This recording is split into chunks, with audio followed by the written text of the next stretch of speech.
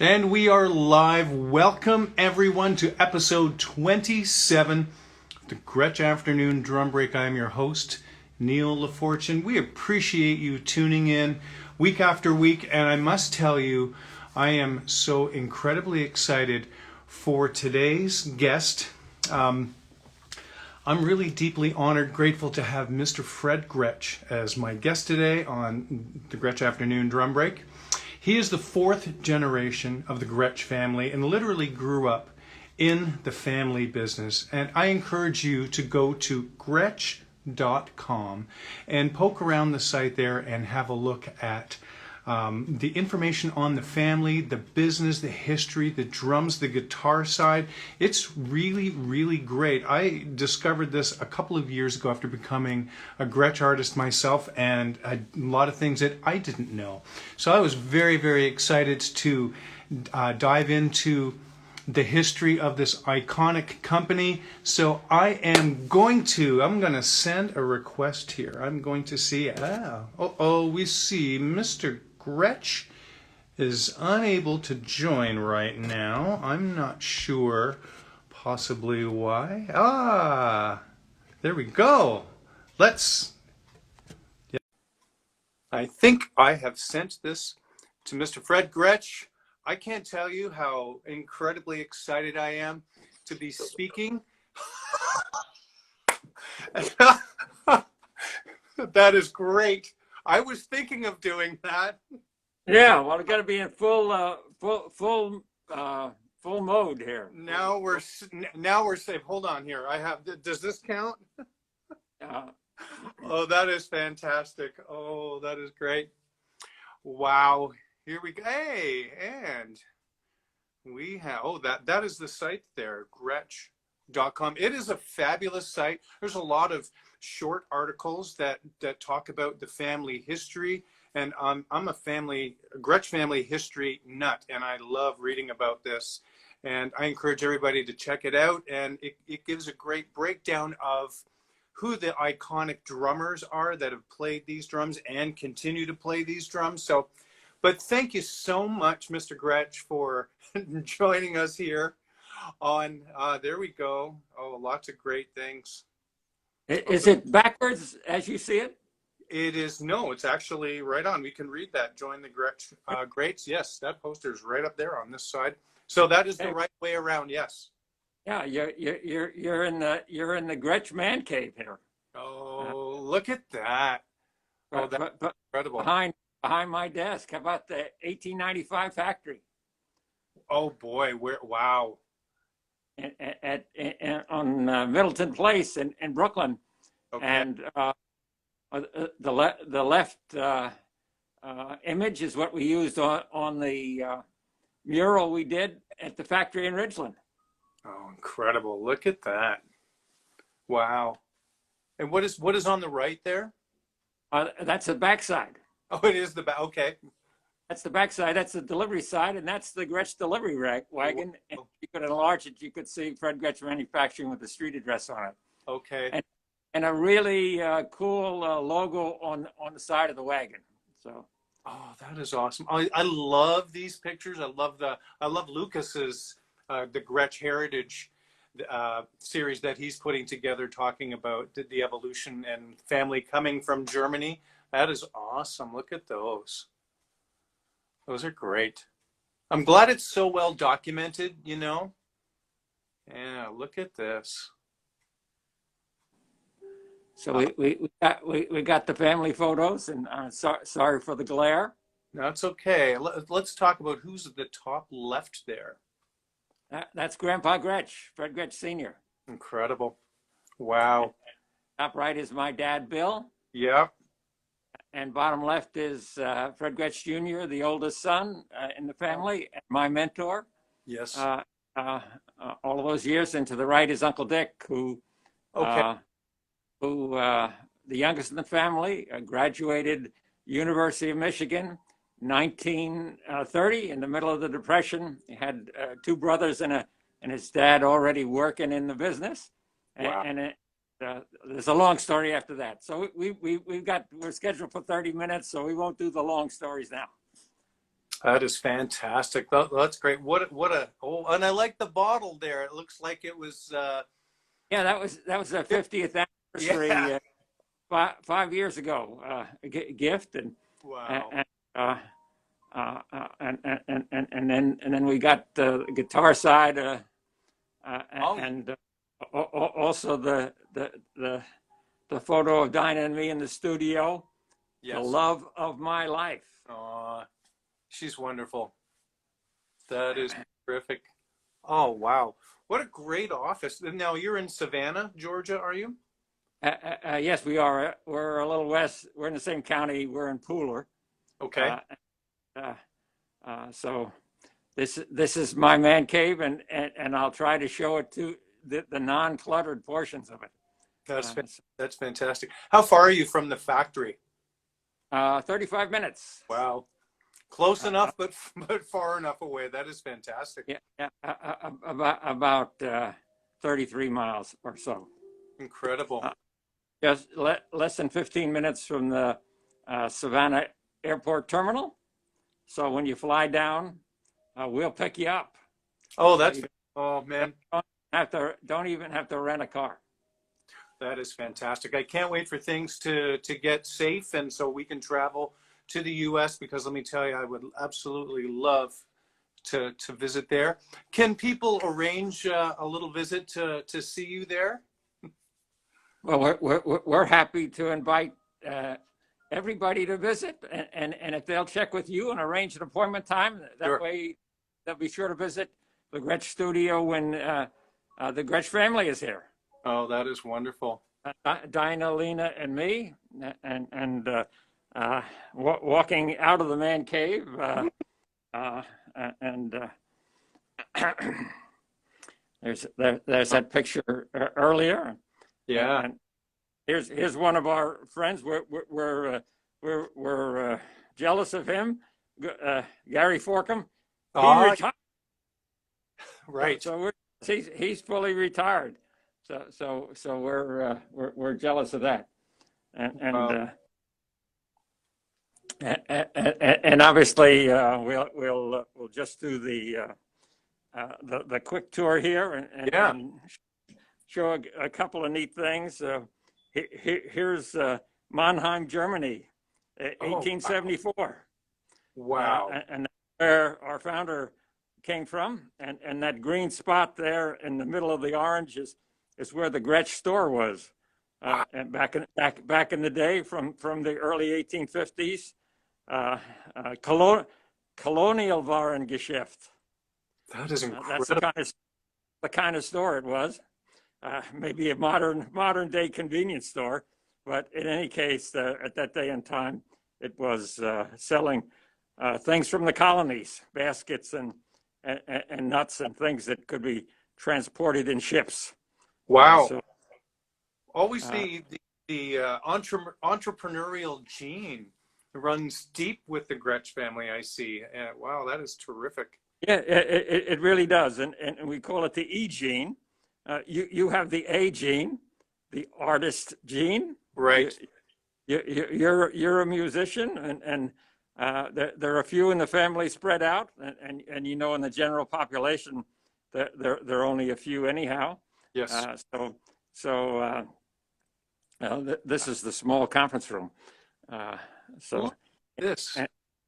gotta and Oh, here's the original artwork, oil painting from early 1920s, holy and that image graced our 1925 catalog. boy. So That is unbelievable. it's an amazing shape, and of course, and things everywhere. I see. I know Lena said that she was going to run from the camera. No, she's got a command performance. Ah!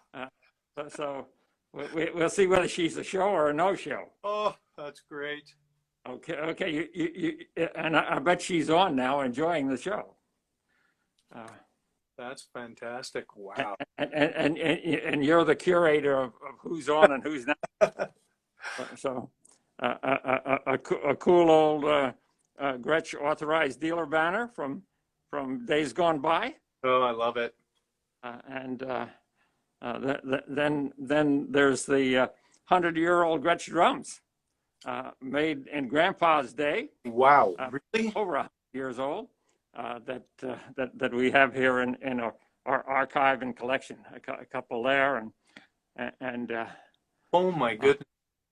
and family pictures everywhere, and then on the back wall is another one, and there's the Gretsch drummers of about 1960 and the original photography we did for the ads of the day. Oh, those are great. I have an Art Blakey one here, and those are so incredibly artistic, and they really showcase a classiness, coincide with the Gretsch brand and the drummers of the day.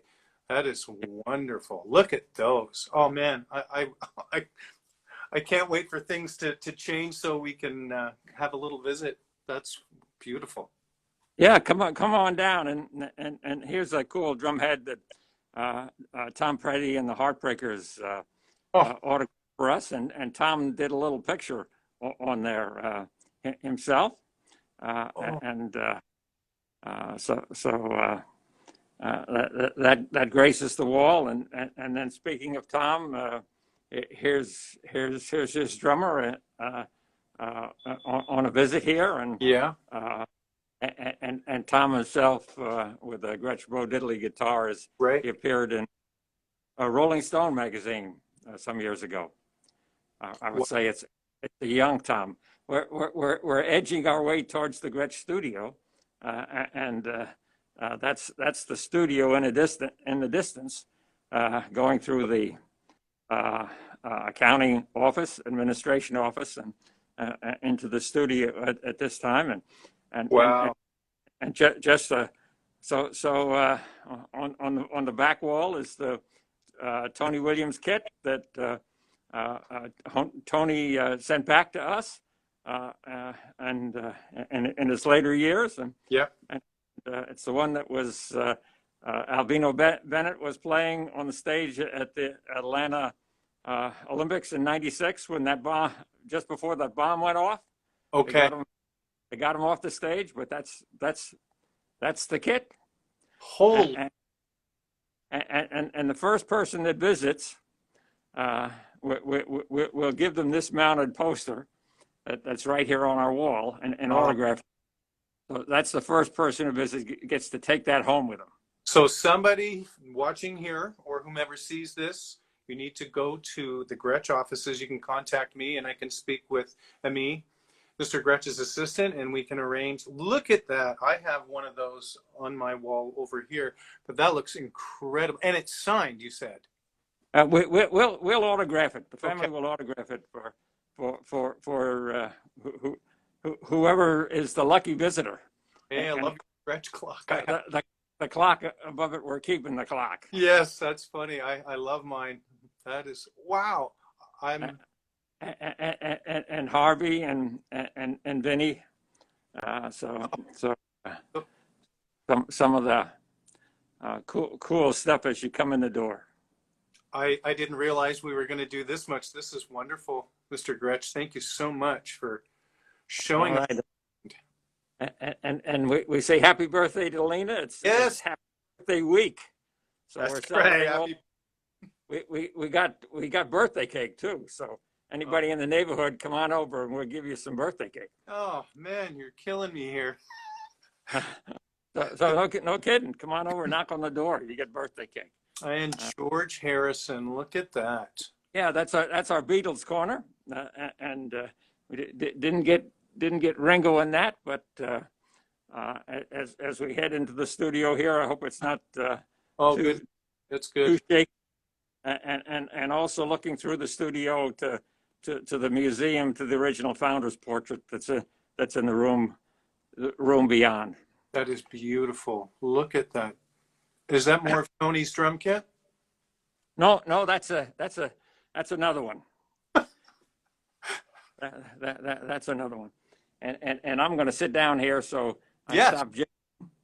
And in any case, a new friend from at woodenweatherdrums.com, who's Wow. a vintage dealer. I came to visit recently, Yeah. and he brought along this 1929 Gretsch American drum set. So it is now proudly in the Gretsch studio here, and behind it also in 1963. So you can Oh, we'll put the picture up again of Joseph taken in front of the plant with the mural in the back, and he's standing out there with those two drum sets. The those are 63 in the back, one that Paul had a chance to look at, and okay. so he dated at 63. I would date it a little earlier. Oh, So yeah. in any case, I'm checking out the clock here. That is this is wonderful. Oh boy, oh boy. I would love to chat a little bit about your journey. I mean, you've literally did grow up in. Okay, look at this. You're teasing us here, Mr. Gretsch. This is unbelievable. Oh, I'm really enjoying this. I'm sorry. Yeah, I think of course. Every drum has a story, and I'm gonna.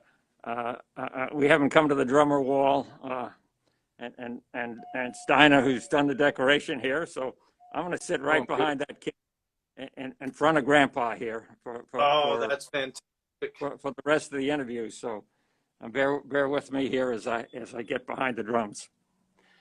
And Wow. incidentally, we're doing a unboxing video here this afternoon. Paul Cooper's coming for it, and so it's an unboxing video for a Gretsch American drum set, Wow. and there's also a broadcaster. It's a broadcaster Gretsch American, Wow. and I'm going to, since I've done the walk around the office, I'm going to unmask and put the mask here on the drums. And Thank you. so that's Grandpa back there, an original oil painting of Grandpa, and obviously all the other pictures each has their own story. So Yeah. What an incredibly rich story and legacy, and you've been part of such an iconic company since you were born. And I remember reading on Gretsch.com talking about your story. It was you were saying that when you were young, you would go to the factory and you would assemble drum parts, and if you had weekends off or days off from school, you would go to the factory and in Brooklyn. I don't want to say the address yet because we're going to use that for some of our giveaways. But what are some of your early memories of being in that Brooklyn factory when you were a young boy? Great memory, as you asked that question, is the smell. Oh, It has the smell of sawdust and animal glue. right. and it's something that I recall well and enjoyed. So that's what they would have put on to get the wraps to stay Sure. on the drums? Sure. And in the early days, we were making shells there in the Gretsch factory. Wow. Late 40s, early 50s, when I first went, we were making shells there. So Unbelievable. And our team is assembling for the 3:00 video shoot for the. Oh, that's wonderful. Can you give us a hint as to who the drummer will be, or shall we wait? Oh no, the drummer's Paul Cooper. So okay. Oh, fantastic. Oh, that's great. It's a broadcaster kit, and we're also unboxing a broadcaster limited edition Telecaster guitar. Actually, it started as a broadcaster, then became a no-caster, and then everybody knows it today as a Telecaster. So, isn't there a Fredcaster as well? No, no Fredcaster. That's terrific. Now, you actually started March 2nd, 1965, full-time working in Brooklyn. What did you do when you started at the factory? When I started, my first assignment in the factory was working in the industrial engineering department, and working and getting an education in MTM, motion time management, with a company in Connecticut that was helping us develop standards for the work being done at the factory. Super busy time, just 13 months after the Beatles had appeared on Ed Sullivan's show, and so there was a great demand for Gretsch drums, and really it was about 4 years after we had, because of the demand, we'd moved the drum production from the main factory there to the other side of the bridge. Okay. So those two addresses are really good quiz questions. That is terrific. Now, the quiz questions we're speaking of is there are going to be some giveaways. And I have, for example, a lovely retro coin bank here and some posters, I believe. And so Sure. we're going to need you to earn these prizes, though, folks. So we do have some trivia questions for those who are watching live right now. The first question, let's say, do you know what the address is of the Gretsch building number 4 in Brooklyn, New York? The first person that can type that in the comments, what the address was of Gretsch building number 4. Look at this. That's for the unboxing video, just being delivered. Oh, this is wonderful. Man, I did pick the right day and the time, didn't you? Maybe you did, I think. Yeah. That is wonderful. Now, when I spoke with Lucas, he and I chat quite a lot, and he suggested that we talk about the influence your uncle was on you in your early days in the business. He acted as a mentor to you. What kinds of things did you learn from your uncle regarding the business? That would take a really long session. Even one or two, even one thing that you may have learned from him, or some of his principles. Yeah, I think his deep institutional knowledge of the industry was most impressive, and as I worked with the different folks who were part of the Gretsch team, the supply team. Okay, ladies. Hey! I recognize those two little asking all. Hi, Diana. Hi, Lena. Happy birthday. Happy birth week. Yes, thank you. Lena's 41st birthday. Yeah. Very nice to see you. Wow, this is great. Can tell it's you even with the mask. That's wonderful. Well, that's how we go around the office. And how's the audio? Can you hear them? Oh, yeah. Oh, good. That's wonderful. Good. Nice. Good deal. Oh, this is great. I really appreciate just being there virtually in the offices and virtually meeting you both. And that is wonderful. And I appreciate Mr. Gretsch's time. This is absolutely unbelievable. We're going to wind things down, I'd say, within 10 minutes or so. So let's maybe get some questions here. If anybody that's watching now has anything that they'd like to ask Mr. Gretsch, please type it in. And if not, then we will just continue on with our little chat here. There we go. Look at this. This is and I can't believe this is amazing for me. If I can figure out get the music stand down a little lower. Now, a lot of the machinery used today in the Ridgeland plant is some of the same machinery from Brooklyn from the 50s and the 60s. Can you talk about any magic mojo that might be, or the ghost in the machine that kind of might be around in those still today? Do the music stand so we stop jiggling here. Yeah, I know. I do the same. The stand's wonderful. Yeah. Thank you, Dinah, for adjusting the music stand for me. So I didn't have to jiggle it through an adjustment. So the number one ingredient that's the same as in Brooklyn. It is skilled hands. Mm. Drums are handmade one at a time. So there's no substitute for that. And when it comes to sawing and sanding and drilling, those things are done one at a time, and very carefully with a lot of individual inspection along the way. And you have a wonderful team in Ridgeland. I've had the pleasure of being there and having a tour from Paul Cooper, and my face hurt that I smiled so much. It was amazing for me to be in the place that the drums that I love so much and my drum heroes play. It was great to be there and see the raw shells and see the process. And the process is still the same as the 50s, correct? It's the same recipe.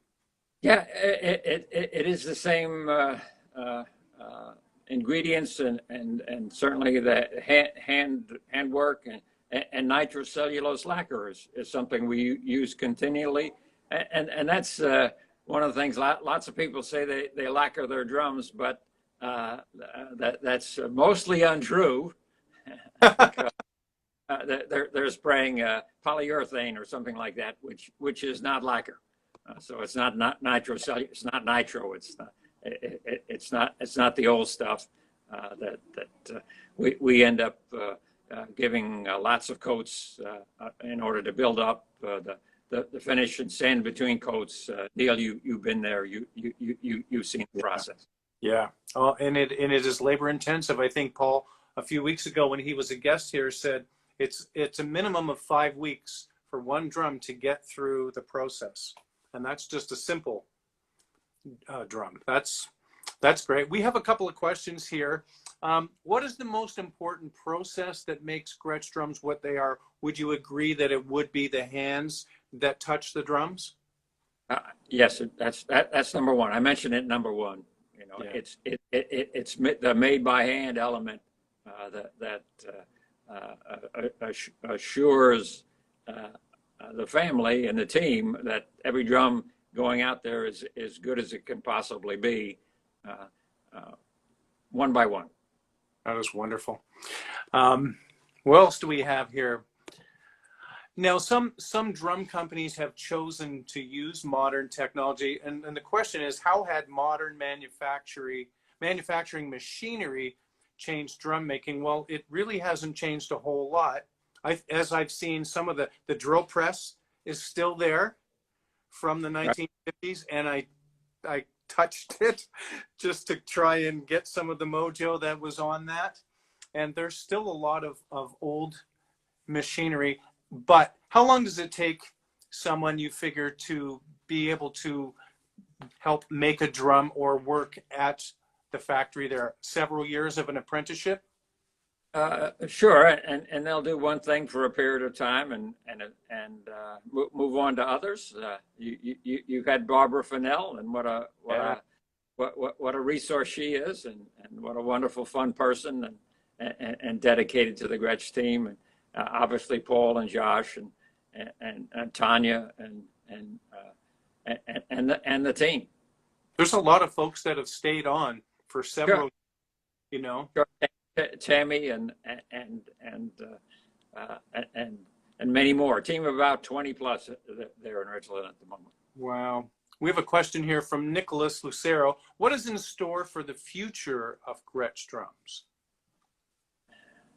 Well, our personal family goal is that it'll be in the family another year, 100 years, and I enjoy talking to Chris Lombardi, to his dad, Don, because we're nearly the same age and we're both grandpas, and we talk about things that are aspirations for grandkids. Don's got a grandson, Connor, working in the business already for a good many years, who has a lot of the mojo, if you will, that his grandpa has for invention and engineering and manufacturing and things like that. And we're blessed with 16 grandchildren. So we hope that there'll be several join us in the business over time. And the oldest is 31, well, of course, and the youngest is 9 years old. So, and then there's the great grandchildren. So the blessings go on and on. Wonderful legacy. Mr. Gretsch, thank you so much for a tour of the Gretsch studios there in Savannah, Georgia. And thank you so much for your time. A lot of folks are thrilled here and writing all kinds of comments. I think we will end up doing the giveaways afterwards here. We don't have any comments so far, but we certainly will as the video ends and as I put this one on YouTube and on a Facebook channel. So thank you so much for taking the time and visiting with us here. And I appreciate you. I really wasn't ever sure if this would be something that you would care to do, but I'm deeply grateful. Well, this is chapter 1. Oh, wonderful. We'll have a chapter 2, and in chapter 2, we'll do the drum wall. And so we didn't get to the drum wall.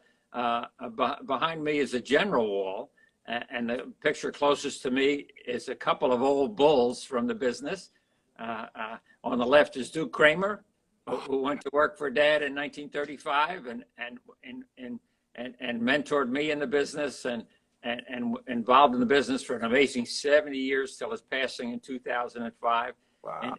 And he's saying hello to Ted McCarty, Wow. who went to work for Gibson in the late 40s and was the president there until the early 60s. And the stories go on and on. So we'll take up there, and just above my head is Dwayne Eddy. So Dwayne, a great friend in Nashville and still making music. So good for him. And we'll sign out with a salutation. Be well, be safe, be blessed, be musical, my friends. Thank you, Mr. Gretsch. You take care of yourself. We'll see you soon. Thank you, everybody. Tune in next week for another fantastic episode, the Gretsch Afternoon Drum Break. Thank you, Mr. Gretsch. Bye-bye.